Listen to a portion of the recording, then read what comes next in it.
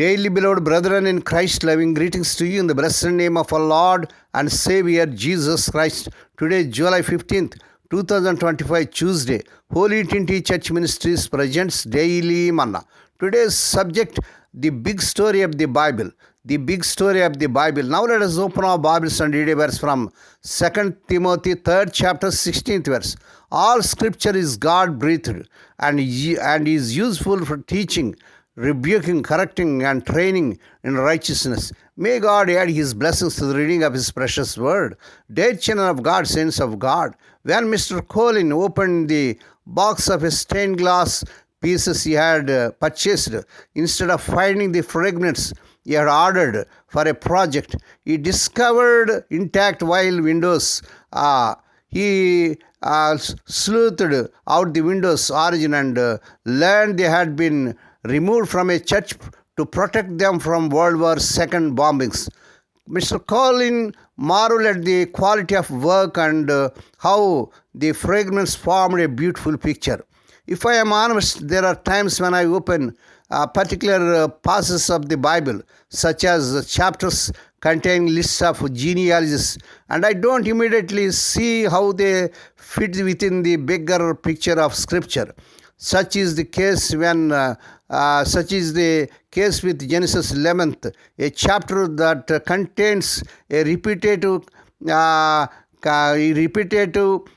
contents and of unfamiliar names and their families, such as Shem, Shelah, Heber, Nahor, and Terah. Please read Genesis 11 chapter 10 to 32nd verses.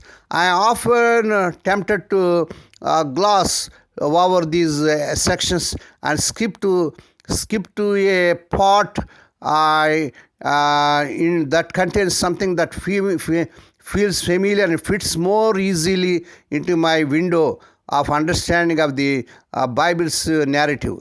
Since all scripture is God-breathed and is useful, according to 2 Timothy 3rd chapter 16th verse, the Holy Spirit can help us better understand how a fragrance fits into the world, opening our eyes to see. For example, how Shelah is related to Abraham.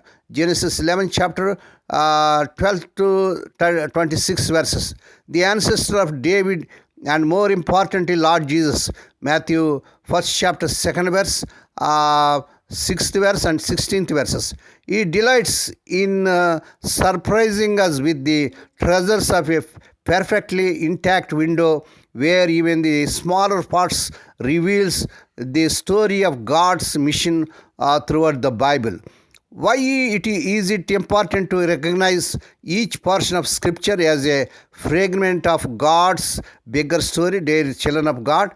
May God bless these few words. Now let us pray. Dear Heavenly Father, Holy Father, we thank Thee and praise Thee for this blessed morning Thou hast given to us to come to Thee and to meditate upon Thy word. Bless those that are listening daily and regularly.